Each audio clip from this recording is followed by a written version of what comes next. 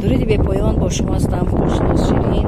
саволҳои зиёде ба ман додед, аммо хабарҳои муҳиме дорам. метавонед ки видеоро аз аввал то охир бо диққат гӯш кунед.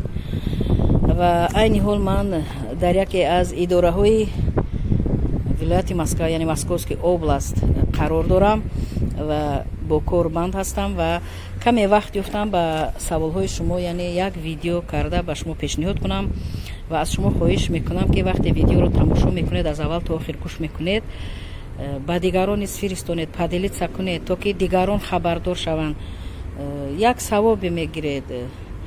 умуман инсон бояд ки коре некунад, як чизро худ фаҳмед ба дигар кас низ фиристонад, ин як савоб мерасад ба ӯ.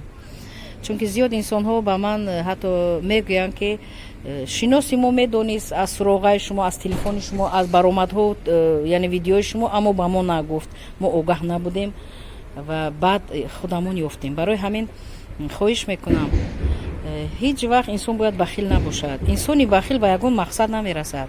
ҳамин инсон дили соф бояд дошта бошад. чизе ки мақсад барои ӯ лозим аст, барои дигар низ лозим аст. кӯшиш кунед ки некӣ кунед, кӯшиш кунед ки ба як инсон, ақаллан як рӯзда ба як инсон некӣ кунед, хубӣ кунед, ҳамон назди худованд ва назди бандаҳо ҳамон мемонад. дигар боқӣ ҳама чӣ мегузарад. ва хабарҳои муҳиме ки ман ба шумо ҳозир мегӯям, каме вақт ёфтам ба шумо, яъне хабарҳоро мерасонам. метавонед ки видеоро аз аввал то охир гӯш кунед. саволҳо бошад, марҳамат, дар ҳамин поёни ҳамин видео саволҳои худро нависед ва дар комментариҳо ман имконият пайдо шавад ба саволҳои шумо ҳатман ҷавоб медиҳам. ман дар канали ютубам ҳама вақт ба тамоми саволҳои инсонҳо ҷавоб менависам. ягон савол беҷавоб намемонад. агар ҳафтаҳо гузарад, моҳҳо гузарад, ҳамон саволро агар ман фаромӯш карда бошам ё ки нодида бошам, ҳамонро бинам, ман ҳатман ҷавоб медиҳам. ба саволи шумо, яъне гуфтед ки моҳи август квота тақсим мешавад ё не. ҳатман ба саволи шумо ҳаминро гуфтаниам, ҳамин хабари муҳимро расонданиам ки 2, 3, 4, 5, 6 август дар ММ Сахарова, яъне ки Сахарова ҳама медонед, дар ҳамон ҷо аризаҳо қабул карда мешавад оиди, яъне гирифтани аризаи шаҳрвандоне ки барои квота муроҷиат мекунанд. аризаҳо қабул карда истоданд. аз соати 9 саҳар то соати 17 аризаҳо қабул карда мешаванд. метавонед ки муроҷиат кунед. нафарони бори аввал агар квота гирифтаниед, марҳамат, видеоҳои манро бинед. дар канали ҳамин ютуби ман видеоҳо ҳаст, кадом ҳуҷҷатҳо лозим, чӣ гуна аризаҳо пур кардан лозим, ҳамаи ҳамонҳо дар канали ҳамин ютуби ман ҳаст. бемалол ковед, ёвед, истифода баред. чунки ман имконият надорам ки барои ҳар як шахсияту шаҳрванд соатҳо нишаста видеои даркориро кофта ба он кас пешниҳод кунам. ман умуман имконият надорам. барои ҳава ба касе лозим аст худаш масалан ки кофта ёфта истифода барад. ғайри ин савол доде дар бораи программа переселения, яъне нафароне ки аз Тоҷикистон ба Русия омада ба муҳлати кӯтоҳ, яъне шаҳрвандӣ мегиранд, гражданство мегиранд. бори дигар такрор мекунам, видеоҳои ман ҳаст. метавонед ки дар канал даромада видеоҳои оиди программа переселения ба забони тоҷикӣ қонунан гуфтам, метавонед ки бинед, гӯш кунед, истифода баред. куҷое ба шумо нофаҳмо бошад, савол дар поёни видео нависед, ман ҳатман ба ҳамон саволи шумо вақт меёбам, ҷавоб менависам. нафарони бори аввал переселени ҳуҷҷат супориданият савол додед ки чӣ хел мо занг мезанем сафорат ё консулгари Русия намебардоранд.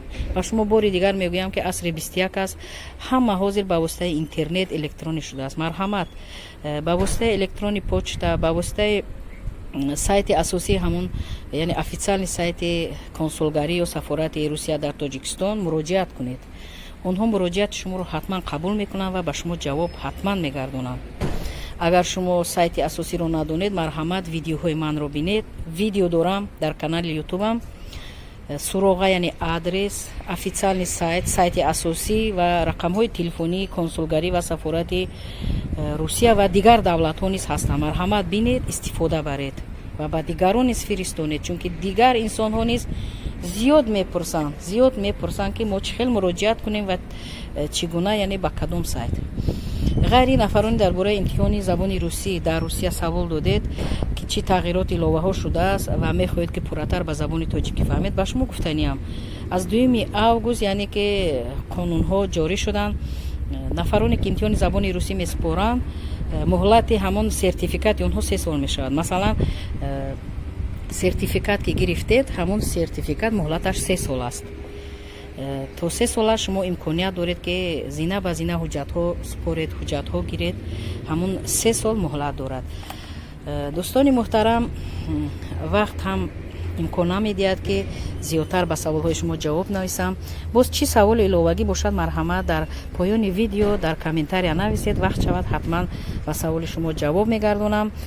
ва ҳаминро гуфтаниам ки ба воситаи WhatsApp имо зангҳо мезанед. ман имконияти ба зангҳо ҷавоб додан надорам. инро доимо такрор мекунам. ман фақат имконият пайдо мекунам ба саволҳои зиёди шумо як видео карда пешниҳод кунам ва хоҳиш мекунам ки ҳамин видеоро падилица кунед, фиристонед ба воситаи телефонҳо, яъне ки ба якдигар фиристонед ва як савобе мегиред. дар амони худованд бошед. бо шумо буд ҳуқуқшинос Ширин.